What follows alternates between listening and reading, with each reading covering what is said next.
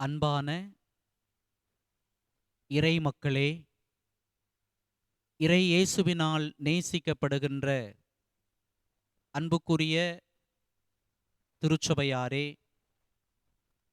இந்த ஹோலி லேண்ட் தொலைக்காட்சியின் வழியாக இதை பார்த்து கொண்டிருக்கின்ற அன்புக்குரிய இறை மக்களே, உங்கள் அனைவரையும் இந்த புனித வெள்ளி என்று சொல்லி அழைக்கப்படுகின்ற இந்த நாளில் உங்களை பார்ப்பதிலும் உங்களோடு கடவுளின் திருவசனத்தை பகிர்வதிலும் நான் மட்டற்ற மகிழ்ச்சி அடைகின்றேன்.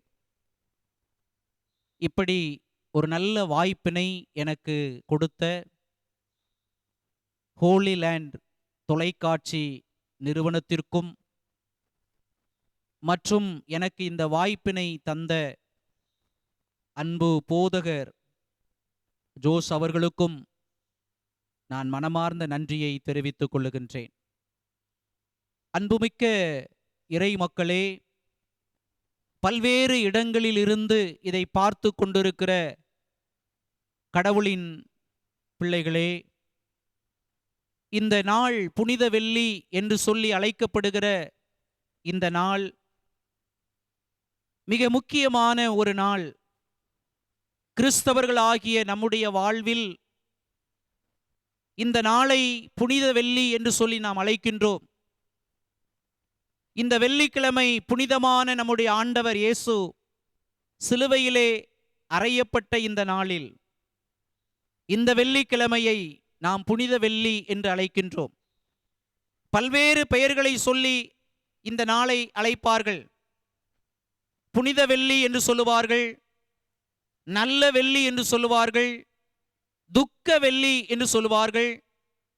இப்படி பல பெயர்களில் அழைக்கப்படுகின்றது. அன்பானவர்களே, இந்த புனித வெள்ளிக்கிழமை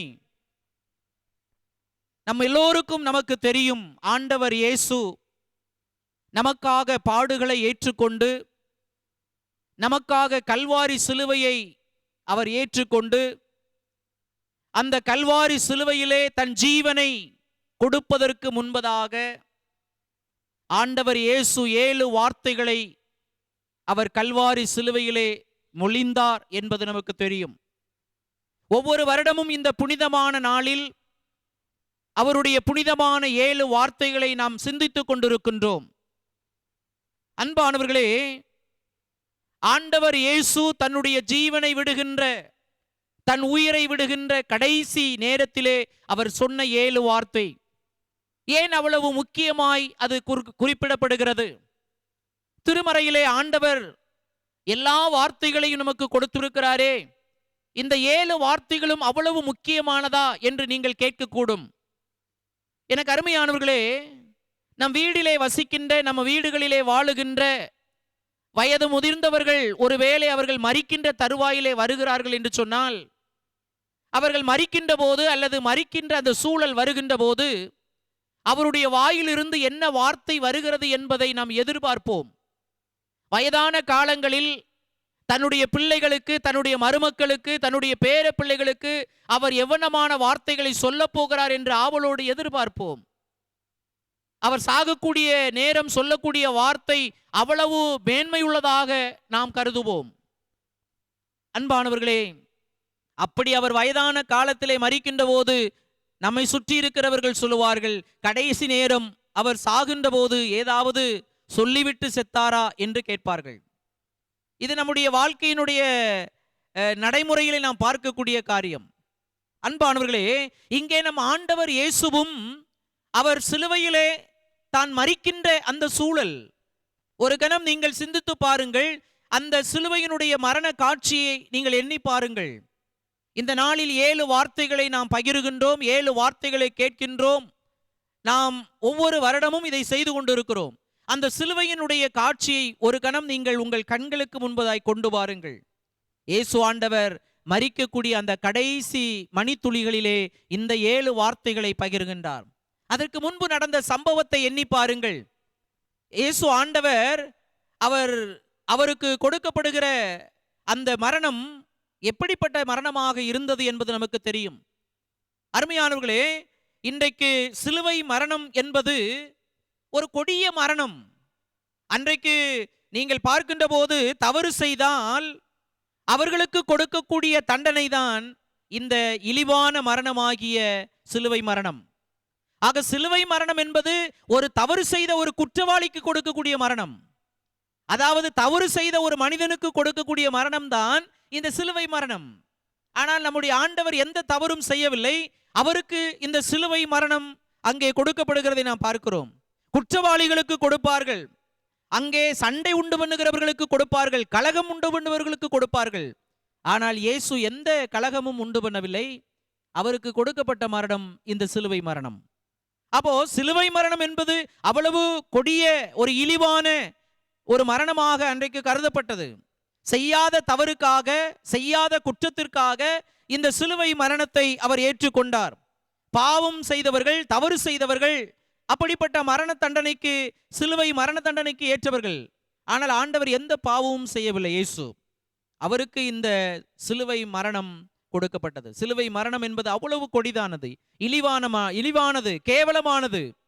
ஆனால் ஆண்டவர் இயேசு இதையெல்லாம் நமக்காகத்தானே அவர் ஏற்றுக்கொண்டார்.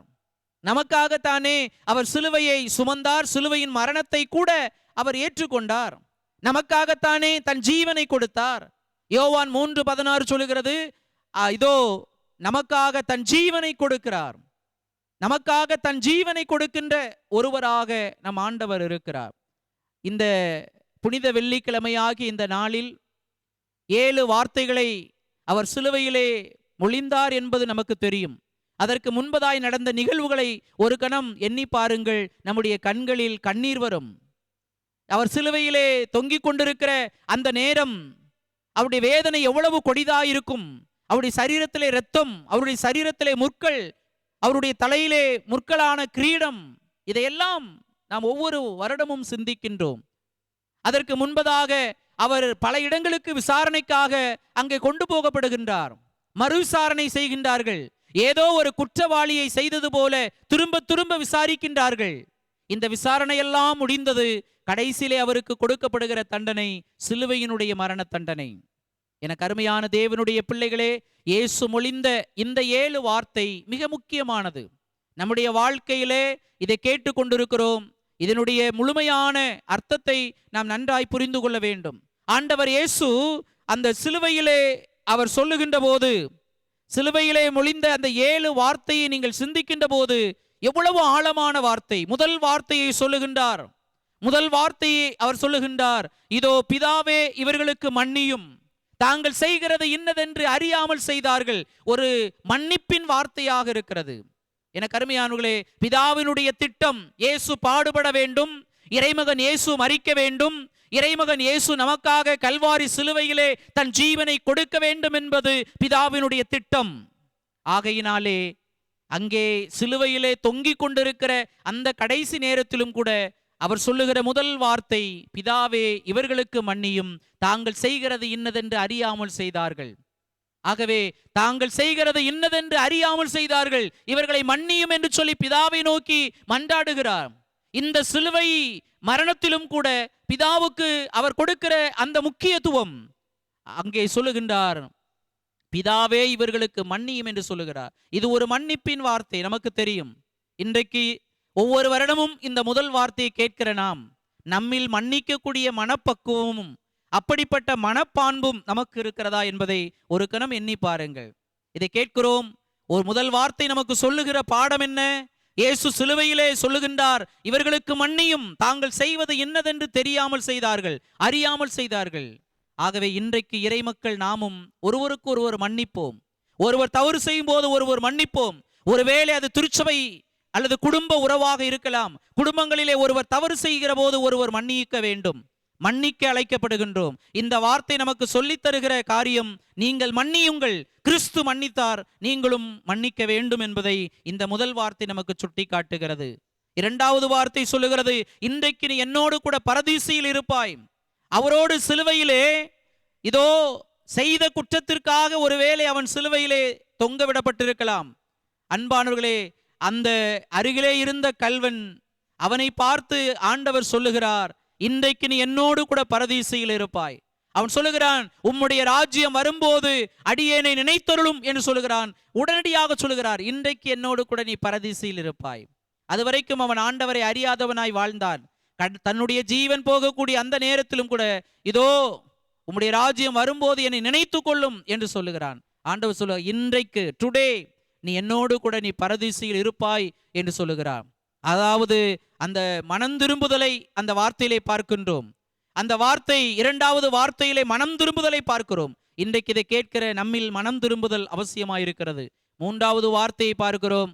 தன்னுடைய தாய் ஆகிய மரியாளை பார்த்து சொல்லுகிறார், அதோ உன் மகன் என்று சொல்லி அங்கே சுட்டி காட்டுகிறார். அங்கே இருக்கக்கூடிய தனக்கு அன்பான சீடன் யோவானை பார்த்து சொல்லுகிறார், அதோ உன் தாய் என்று சொல்லி சுட்டி காட்டுகிறார். அந்த மரண வேளையிலும் கூட தன் தாய்க்கு ஒரு அரவணைப்பு வேணும், தன் தாய்க்கு ஒரு பராமரிப்பு வேணும், தன் தாய்க்கு ஒருவர் புகலிடம் வேண்டும் என்று எண்ணி தன்னுடைய தாயை நிர்கதியாய் விட்டு விடாமல் தாய்க்கான அந்த பாசத்தோடு தாய்க்கான ஒரு ஆதரவை கொடுக்கக்கூடிய ஒரு மகனாக இருந்தார். இன்றைக்கு எத்தனை பெற்றோர்களை இன்றைக்கு பிள்ளைகள் அவமதிக்கின்றார்கள், எத்தனை பெற்றோர்கள் இன்றைக்கு பிள்ளைகளால் கைவிடப்படுகின்றார்கள். மூன்றாவது வார்த்தை நமக்கு கொடுக்கிற சிந்தனை என்ன தெரியுமா? இயேசு ஆண்டவர் தன் தாய்க்கு வேண்டிய எல்லாவற்றையும் அவர் நேர்த்தியாய் செய்தார். தன் தாய்க்கு